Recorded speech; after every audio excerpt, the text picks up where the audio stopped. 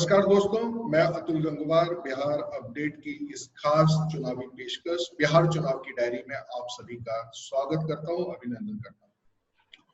बिहार चुनाव की डायरी जो बिहार में इस वर्ष होने वाले विधानसभा चुनाव हैं उनको ध्यान में रखते हुए हम लोग देख रहे हैं कि किस प्रकार से बिहार की राजनीति में किन किन प्रकार के मुद्दे, किस प्रकार के गठबंधन, किस प्रकार के गठजोड़ काम करेंगे, इस पर हम लोग एक चर्चा कर रहे हैं और एक मानस बनाने का प्रयास कर रहे हैं। मेरे साथ आज मौजूद हैं हमारे साथ वरिष्ठ पत्रकार रवि पराशर जी। रवि जी, आपका स्वागत है। वरिष्ठ पत्रकार अनीता चौधरी जी, अनीता जी आपका भी स्वागत है। और बहुत बहुत शुक्रिया। मनीष वत्स जी हैं मेरे साथ, जो कि सोशल मीडिया एक्सपर्ट हैं, उनका भी मैं स्वागत करता हूँ। आप तीनों लोगों का स्वागत है। चुनावी सरगर्मियां जैसा कि हम देख रहे हैं निरंतर कुछ न कुछ बढ़ती चली जा रही हैं। कुछ वादों पर, कुछ इरादों पर चुनाव विधानसभा का होने वाला है। अभी पिछले दिनों में देखने में आया कि कांग्रेस ने एक पोस्टर निकाला जिसमें उसने अपने 30 साल के चुनावी जो शासन को आरजेडी के 15 साल और जो अपना जेडीयू है, एनडीए गठबंधन है, उसके 15 सालों के साथ जोड़कर 30 साल बनाम 30 साल की बात की। इसको लेकर हालांकि उनके ही अपने महागठबंधन में नाराजगी जाहिर हो गई, आरजेडी ने उस पर कड़ी प्रतिक्रिया जताई है। लेकिन यहाँ पर एक सवाल भी खड़ा कर दिया है कि अब ये चुनाव किन मुद्दों को लेकर होने वाला है। क्या नीतीश के पास कोई ऐसी ठोस वजह है जिसके कारण जो बिहार की जनता है उनको एक बार फिर से मौका दे, या फिर वो विपक्ष के कमजोर होने का कहीं ना कहीं लाभ उठाएंगे और इस नाते वो विकल्प न होने के कारण वो दोबारा सत्ता में, एक बार फिर से सत्ता में आने की जो उनकी इच्छा है वो पूरी होगी। अनीता जी से आज मैं शुरू करूंगा। अनीता जी, आपको क्या लगता है कि बिहार में नीतीश कुमार के नेतृत्व में सरकार ने इतना काम किया है कि उनके 15 सालों के कार्यकाल को देखते हुए बिहार की जनता खुशी खुशी उनको एक बार फिर से चुनने जा रही है और उनके लिए जो ये केक वॉक की तरह ये चुनाव होने वाला है, आपकी क्या राय है? देखिए, ये पूरी चर्चा करने के पहले ये समझना बहुत जरूरी है कि नीतीश साल के 15 साल के इस सत्ता समीकरण के पहले बिहार क्या था और अभी बिहार क्या है। और अगर हम देखें तो उसके पहले भी 15 साल जो है आरजेडी का शासन काल रहा था। आरजेडी के शासन काल में और जेडीयू के शासन काल में एक सबसे बड़ी जो डिफरेंस आई वो आई कि लालू यादव जो है वो निचली जाति की राजनीति करते हुए एक डिफरेंट काइंड ऑफ राजनीति कर रहे थे, जिसमें बाहुबलियों का जो है जमावड़ा था। तब अराजकता बहुत ज्यादा थी, जो सोसाइटी थी बहुत ही डर के रह रही थी। हालांकि ये शुरुआत हुई थी कि सवर्ण जाति जो है उनको किसी तरह से दबा के रखा जाए और उनके ऊपर जो है जो ओबीसी है, जो पिछड़ी जातियां हैं, उनका दबाव बने और उनके वोट को कॉन्सोलिडेट करके जो सवर्ण जाति है उसको थोड़ा सा नेग्लेक्ट करके हम वो राजनीति करें जहाँ पे वोटर्स बहुत ज्यादा हैं और वो भर भर के वोट निकलने के लिए बाहर आते हैं। लालू यादव का ये जो मैनिपुलेशन विथ वोटर्स था वो बहुत ज्यादा सक्सेसफुल भी रहा और 15 साल 3 चुनाव जो हैं उनको बिना किसी लाग लपेट के उनकी जीत दर्ज हुई। लाख अराजकता फैला हो, वहां पे किडनैपिंग हो रही थी, मर्डर हो रहे थे, लड़कियां सड़क पे निकल नहीं पाती थी। लोगों को यही डर लगता था कि कब हमारी लड़की को उठा लिया जाएगा, कब उसके साथ बदतमीजी हो जाएगी। हालांकि ये शुरुआत सवर्ण जाति के को दबाने से लेकर हुई थी, लेकिन जब क्राइम बढ़ता है तो सोसाइटी जो क्रिमिनल है वो भूल जाता है कि सोसाइटी में अब एक पार्टिकुलर कास्ट को के साथ क्राइम करना है, या जो सामने आता है वो सत्ता के मद में इतना चूर हो जाता है कि सामने आने वाले हर व्यक्ति जो उसे डिफर करता है उसको अपनी क्रिमिनल एटीट्यूड का जो है वो उसको विक्टिम बनाना शुरू कर देता है, उसके ऊपर आक्रामक होना शुरू कर देता है। ये जो किडनैपिंग, जो स्कूल जाते बच्चे जो सवर्ण जाति के लोगों थे, खासकर भूमियार और राजपूत के बच्चे जो जिस तरह से उठाए जाते थे पंडितों के, वो जब शुरुआत यहाँ से हुई, लेकिन उसके बाद न जाने किस किस कास्ट के बच्चे जिनके पास पैसा था वो उठने शुरू हो गए। लड़कियां पहले जो छेड़ी जाती थी वो देख के छेड़ी जाती थी कि किस बैकग्राउंड से वो आती हैं, लेकिन बाद में सिर्फ वो लड़की रह गई थी और उसके बाद हर तरह की बदतमीजियां हर लड़की के साथ होनी शुरू हो गई थी। जब नीतीश कुमार आए तो सबसे पहली जो 7 बजे के बाद पटना और बिहार के मैक्सिमम गांव जो है वो सन्नाटा पसर जाता था, लोग सड़कों पे निकलते नहीं थे, उनको उनके अंदर कहीं ना कहीं भय होता था 6-7 बजे के बाद अगर निकला तो पता नहीं वापस आएगा कि नहीं आएगा। हालांकि क्राइम जो है दिन दहाड़े भी हो रहा था। नीतीश कुमार ने सबसे पहले जो है वो एक सांत्वना, एक एक एक लोगों को मन में मानसिक शांति दी कि आप बेधड़क 12 बजे तक सड़क पे निकलिए, आपको कुछ नहीं होने वाला है। आप परिवार के साथ जाइए, आइसक्रीम पार्लर में आइसक्रीम खाइए, आपके साथ कुछ नहीं होगा। और जो बाहुबली राज था उसका खात्मा हुआ। तो ये जो एक मानसिक शांति है, एक जो एक भयावह वाली अराजकता वाली स्थिति थी, और आज एक सुकून है दिल में कि हम चाहे कहीं भी निकले, हमारे साथ उस तरह का वो दौर नहीं होने वाला है, वो चीजें नहीं होने वाली जो आज से कुछ साल पहले हुआ करती थी। तो वो एक बहुत बड़ी शांति है। और जो जो वो पीढ़ी जो कि लालू प्रसाद यादव के उस राज को देखते हुए है, जाहिर सी बात है जब तक वो पीढ़ी जिंदा है उनका विश्वास जो है as compare to RJD, JDU की तरफ ज्यादा रहेगा। बात अब कास्ट वोटर्स की करते हैं। जो यादव वोटर्स जो थे, वो लालू यादव के, जो बहुत बड़ा वोटर है बिहार का, वो उनका एक बहुत बड़ा गढ़ था। और कुर्मी जो वोट है, कुर्मी कोहरी जिसको जो इस तरह के वोटर्स हैं, वो जो दोनों ही पिछड़ी जातियां के हैं, लेकिन वो नीतीश कुमार के ब्लाइंड सपोर्टर हैं। दोनों पिछड़ी जाति हैं, दोनों में जो डिफरेंसेस है वो ये है कि यादव जो है वो कहीं भी पढ़ लिख के भी मानसिक तौर पे उतने उतने प्रोग्रेसिव नहीं हो पाए जितने की कुर्मी और कोयरी हैं। वो बिजनेस के लिहाज से भी और ब्यूरोक्रेसी के लिहाज से भी, पढ़ाई लिखाई के लिहाज से भी, लिविंग स्टैंडर्ड के लिहाज से भी। तो ये एक जो डिफरेंसेस है वो बहुत ज्यादा है। अच्छा, अब लालू यादव के नहीं होने की वजह से जो यादव वोट है वो कहीं ना कहीं टूटता हुआ नजर आ रहा है और बहुत ज्यादा वो बीजेपी की तरफ और जेडीयू की तरफ जा रहा है। लेकिन अगर विकास की बात करेंगे तो नीतीश कुमार भी विकास को लेकर उतने सक्सेसफुल चंद सड़कें उन्होंने बनवाई हैं। सड़क जो है वो बिहार में आपको as compare to Lalu Yadav का जो शासनकाल था उसके कंपेयर में आपको सड़कें अच्छी दिखेंगी। जो बहुत बड़ा अचीवमेंट रहा, लाइट्स जो है, बिजली जो है, बिजली का जो वितरण रहा वो काफी अच्छा रहा। लेकिन इसके अलावा अगर देखेंगे शिक्षा में, रोजगार में, इंडस्ट्रीज में, तो वो वहां पे बिहार विफल हुआ है। क्योंकि जब तक झारखंड था तो मिनरल्स, जितने भी इंडस्ट्रीज, जितने भी प्रचुर मात्रा में वहां के जो खनिज पदार्थ थे, वो जमशेदपुर, टाटा, ये सारे बिहार के साथ आते थे। लेकिन आज वो झारखंड का हिस्सा बन चुका है और बिहार के पास रोजगार देने के लिए कोई नई संसाधन नहीं है। अनीता जी, ठीक है आपकी बात। जो आप जो कहना चाह रही हैं कि जो लालू के काल की जो अराजकता थी, जो एक तरीके से कहा जाए गुंडागर्दी थी, उससे त्रस्त लोगों ने नीतीश को चुना। लेकिन ये वाला जो कार्यकाल है इसमें कहीं ना कहीं नीतीश और लालू जब चुनाव मिलकर लड़े तो उसके बाद दोनों को भी जनता ने समर्थन दिया। और लालू प्रसाद यादव की जो आरजेडी है उसकी सीटें भी नीतीश से ज्यादा रही, 80 सीटें उनके पास थी और जेडीयू के पास 71 सीटें थी। मैं ये रवि जी, जो अनीता जी का कहना है कि ये जो चुनाव, जो पिछले चुनाव जो लड़े गए, जीते गए, वो लालू यादव जी के जो जंगल राज है उसके खिलाफ थे और लोगों ने एक तरीके से मत दिया। और विकास की दृष्टि से उनका मानना है कि थोड़ा बहुत परिवर्तन है, लेकिन जो शिक्षा और बाकी जो बुनियादी जो चीजें हैं उसमें कहीं ना कहीं बिहार अभी उतना मजबूत नहीं दिखाई देता। आपको क्या बिहार की स्थिति ये लगती है, क्या नीतीश विकास के नाम पर चुनाव लड़ सकते हैं, या फिर अभी भी वही डर 15 साल पुराना दिखा के कि लालू लालू आएगा और फिर अराजकता फैलेगी, उस पर चुनाव होगा? देखिए अतुल जी, चुनाव तो जाहिर है कि विकास के मुद्दे पर ही हुआ करता है। कोई भी चुनाव हो उसमें सरकारों को अपनी उपलब्धियां स्पष्ट तौर पर ढोल पीट पीट कर बतानी पड़ती हैं। केवल यहाँ लालू यादव के 15 साल, लालू राबड़ी के 15 साल का मसला नहीं है। मसला जो पिछला चुनाव था उसमें बाकायदा आरजेडी और जेडीयू ने मिलके सरकार बनाई थी। नीतीश मुख्यमंत्री बने थे और आरजेडी के लालू यादव के जो छोटे पुत्र हैं वे उप मुख्यमंत्री बनाए गए थे।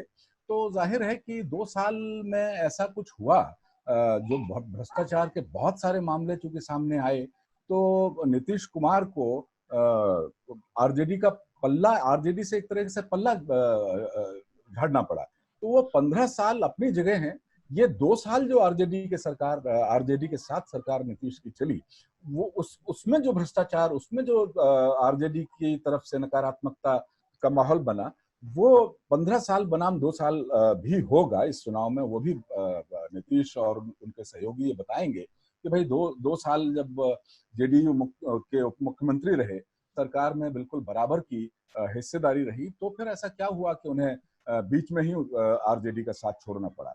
दूसरी चीज, जहां तक विकास का सवाल है, तो चूंकि मैं विज्ञान का विद्यार्थी हूं, तो एक देखिए, विकास 2 तरह का होता है। मैं ये नहीं कहूंगा कि मुझे आरजेडी के शासनकाल में बाकी के जो 3 साल बीजेपी और उनकी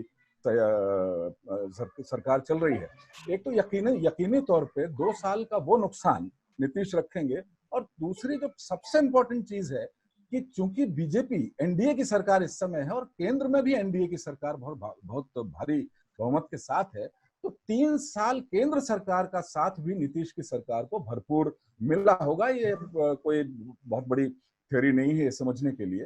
केंद्र में भी एनडीए की सरकार है और बिहार में भी एनडीए की सरकार है, तो जाहिर तौर पर एक डबल इंजन की सरकार का एक नारा जो उभर के आया था, उसका भी फायदा विकास के कार्यों को लेकर के नीतीश सरकार को हुआ होगा, वो भी गिनवाने में। अब जैसे राजमार्ग हैं, या उज्ज्वला योजना है, या आयुष्मान योजना है, तो जाहिर है क्योंकि अब वहाँ चुनावी वर्ष था, तो जाहिर है कि मोदी सरकार की तरफ से बिहार को काफी तवज्जो दी गई होगी।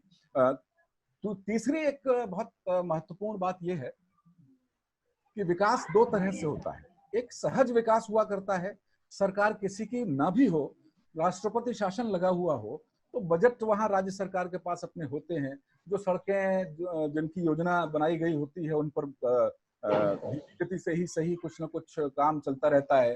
पिछली सरकारों की जो योजनाएं जिनके लिए बजट आवंटित हुआ रहता है, वो काम सहज रूप से होता रहता है। बिजली की योजनाएं हैं, पानी की, स्वच्छ पेयजल की योजनाएं हैं, शिक्षा के क्षेत्र में योजनाएं हैं, स्वास्थ्य की योजनाएं हैं। तो एक तो स्वाभाविक विकास जो है वो तो किसी भी राज्य का किसी भी समय होता रहता है। नेतृत्व की बात होती है कि वो उस विकास में कितनी धार ले आए, कितना तेज कर दे। तो मुझे नहीं लगता कि पिछले 15 साल में लालू यादव के राज का केवल एक ही प्रॉब्लम था, कानून व्यवस्था की प्रॉब्लम। ऐसा नहीं है, बहुत सारे आंकड़े हैं। मैं आंकड़े इसलिए नहीं गिनवाना चाहूंगा क्योंकि फिर ऐसा लगेगा कि मैं नीतीश सरकार के प्रवक्ता के तौर पर बोल रहा हूं। लेकिन ये बात सही है कि अब जैसे हम देखें, एक ही उदाहरण मैं देना चाहूंगा कि पटना में पिछले साल जो बारिश हुई थी, उसकी तस्वीरें, भयावह तस्वीरें हमने देखी थी। लेकिन इस साल भी बारिश हुई है, ठीक ठाक बारिश हो रही है, लेकिन फिलहाल वैसी स्थितियां नजर नहीं आ रही हैं। अब हो सकता है कि चुनावी वर्ष रहा हो, इसलिए पटना को थोड़ा बहुत चमकाया गया हो, लेकिन मेरा मानना यह है कि विकास तो होता है। अब वो धीमी गति से हो, कोई बहुत तेज गति से हो, नहीं, ठीक है। जैसे एक ये लग रहा है कि कोरोना काल में जिस प्रकार से जो बिहार से बाहर जो लोग गए हुए थे वो वापस आए हैं, और अब अलग अलग राज्यों ने ये प्रयास किए और बिहार में भी ये प्रयास किए जा रहे हैं। नीतीश कुमार ने भी ये कहा है कि भाई जो लोग वापस आए हैं, अब हम उनके लिए यहाँ रोजगार यही जनरेट करेंगे, वो कहीं और ना जाए, उनकी स्किल के हिसाब से हम काम देंगे। और दूसरा भी ध्यान में आता है कि महाराष्ट्र में सरकार ने एक डोमिसाइल किया, जो लोग वहां आकर काम करना चाहते हैं उनके लिए एक डोमिसाइल की पाबंदी लगा दी है उन्होंने कि भाई जो 10 वर्ष डोमिसाइल में ये कि जो लोग 10 वर्ष वहां रह चुके हैं महाराष्ट्र में, वही लोग वहां रहकर काम कर सकते हैं।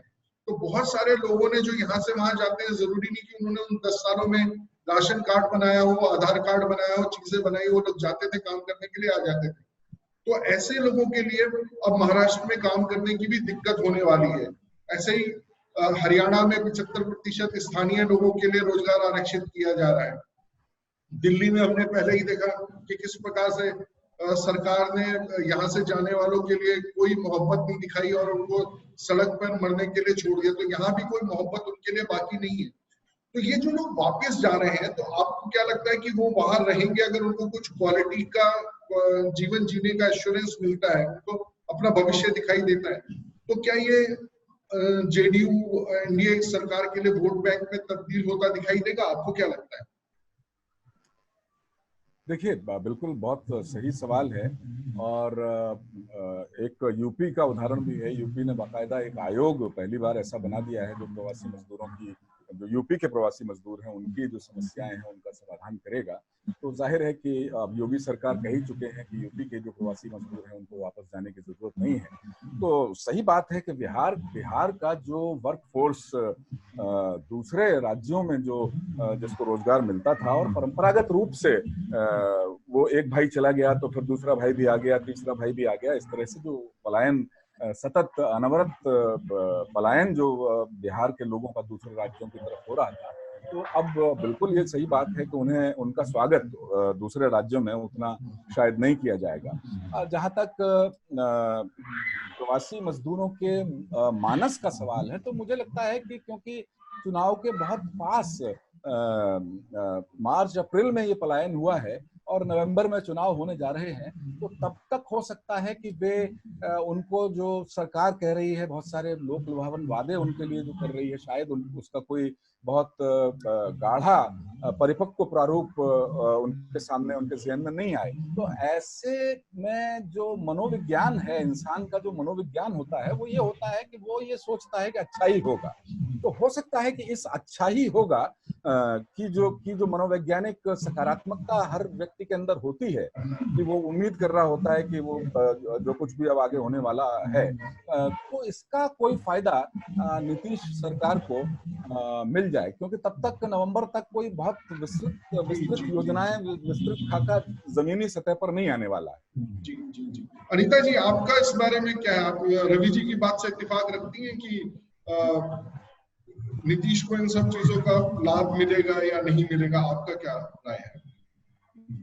100% 100% मिलेगा मेरे ख्याल से जो है, क्योंकि आप जिस तरह से मजदूर का पलायन हुआ अलग अलग राज्यों से, खासकर बिहारी मजदूरों का, और बिहार के मजदूर जिस जिस जिस मुसीबतों को उन्होंने झेला है, जाहिर सी बात है उसको वो अभी अपने दिल में इतनी जल्दी भी वो भुला नहीं पाएंगे। तो और जो आश्वासन राज्य सरकार की तरफ से दिया गया है, साथ ही केंद्र सरकार ने भी कहा कि आपके लिए अच्छा वहाँ पे इंतजाम कर दिया गया है, अभी यहाँ पे रोजगार नहीं है, और आने वाले दिनों में जो मोदी सरकार की योजनाएं हैं, जाहिर सी बात है उनको फायदा पहुंचाएंगी। मोदी सरकार की योजनाएं जो हैं वो आप देखेंगे कमोबेश उन्हीं वर्ग के लिए है जो जो पलायन होके वहां से गए हैं।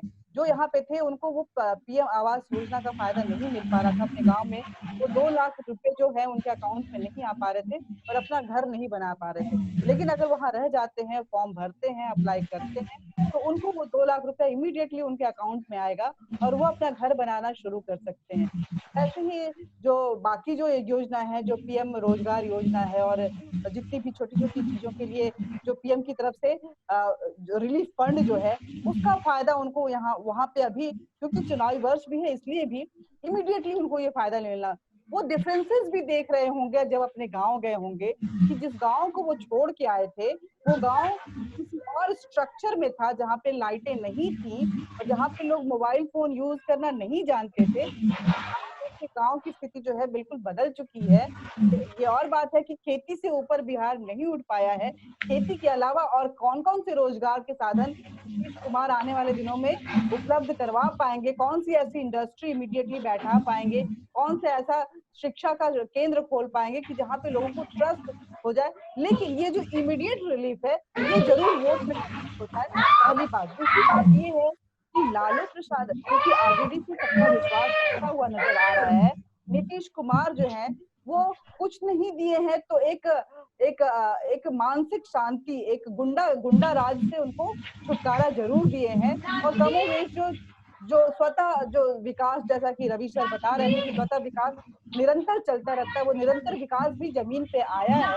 ऐसे में केंद्र सरकार, जो मोदी सरकार है, केंद्र में बैठी हुई है, तो कहीं ना कहीं ये विश्वास जागेगा कि अगर इस बार हम फिर से एक बार नीतीश कुमार को सीएम बनाकर लाते हैं तो नीतीश कुमार जिस तरह से काम कर रहे थे वो काम तो करेंगे ही, साथ में मोदी जी का जो बीजेपी का विश्वास है वो उनको अर्जित होगा। इसका फायदा बीजेपी को भी पहुंचने वाला है। जो 58 पर बीजेपी पिछली बात थी, आपको बता दें कि इस बार बिहार में बीजेपी की सीटें बढ़ने वाली है, क्योंकि ट्रस्ट जो है मोदी पर है और उनको पता है कि अगर मोदी के साथ सरकार, बीजेपी की सरकार यहाँ पे बनती है तो फायदा जनता को मिलने वाला है और वो जनता जरूर बाहर निकल के उनके लिए वोट करना चाहेगी। अच्छा, अभी मनीष जी के पास मैं आऊंगा। मनीष जी, जिस प्रकार से चर्चा चल रही है, आप क्योंकि सोशल मीडिया पर लगातार टच में हैं, तो आप क्या देख रहे हैं, किस प्रकार के मुद्दे वहां पर जो लोग हैं किस प्रकार से अपनी बातें रख रहे हैं? क्योंकि कोई लोग सरकार के पक्ष में लिख रहे हुए, किस प्रकार के मुद्दों की चर्चा हो रही है, और नीतीश के बारे में, लालू जी के बारे में, या आप ये कहें कि आरजेडी या कांग्रेस के बारे में, किस प्रकार का एक माहौल फेसबुक पर आपको दिखाई देता है, या ट्विटर या सोशल मीडिया पे दिखाई देता है? सर, सोशल मीडिया पे सबसे बड़ी बात यह है कि सोशल मीडिया पे जो लोग हैं वो नीतीश कुमार के पक्ष में ज्यादा है। इसका कारण है, नीतीश कुमार जब 2005 में सत्ता में आए तो एक आशा के साथ आए थे। निश्चित तौर पर उन्होंने कई क्षेत्रों में अच्छा काम किया। बहुत सारे क्षेत्र थे, जैसे में सड़क हो गया, बिजली हो गया। सबसे बड़ी बात उन्होंने जो की थी वो था पंचायतों का सशक्तिकरण। कई सालों से बिहार में पंचायत चुनाव नहीं हुए थे, पहली बार 2006 में हुए थे। आज गांव का जो बिहार के गांव में जो विकास हो रहा है उसमें पंचायतों का एक बहुत बड़ा योगदान रहा है। लगभग 25-30 साल हो गए थे पंचायत चुनाव हुए बिहार में। जब नीतीश कुमार सत्ता में आए थे तो उन्होंने 2006 में पहला बार चुनाव करवाया था, और उसके माध्यम से योजनाएं जब लोगों के पास पहुंच रही है तो ये भी एक चर्चा का विषय है। दूसरा महत्वपूर्ण जो चर्चा सोशल मीडिया पे चल रहा है वो है पलायन वाला। इस मुद्दे पे लोग नीतीश कुमार को घेरते हैं, उनपे प्रश्न करते हैं। चूंकि कोई 5 साल से तो सत्ता में है नहीं, 15 साल पूरे होने जा रहे हैं उनके, और इन 15 सालों में उन्होंने उद्योग के लिए बहुत कुछ नहीं किया जो करने की जरूरत थी। अब 2000 एक उदाहरण मैं देता हूँ, हमारे डिस्ट्रिक्ट में एक चीनी मिल था। 2005 में नीतीश कुमार ने वादा किया था कि वो चीनी मिल चालू हो जाएगा। आज 2020 होने जा रहा है, आज तक चालू नहीं हुआ। इस तरह की कई चीनी मिलें हैं बिहार में जो आज तक चालू नहीं हुई। अभी कुछ दिन पहले नीतीश कुमार ने कहा था, एक तरह से कांग्रेस और राजद पे सवाल उठाया था कि उन्होंने क्या किया था अपने दौर में, उद्योग धंधों को बंद कर दिया था 15 साल में।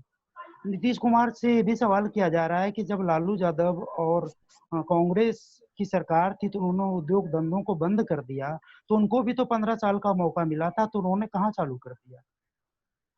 एक जायज सवाल था। कई लोग इस पर इस तरह के सवाल कर रहे थे। तीसरी बात है सर शिक्षा की भी बात होती है। हर विद्यालय को शिक्षकों से तो भर दिया, लाखों की संख्या में शिक्षक की बहाली हुई, इस चीज को मानते हैं।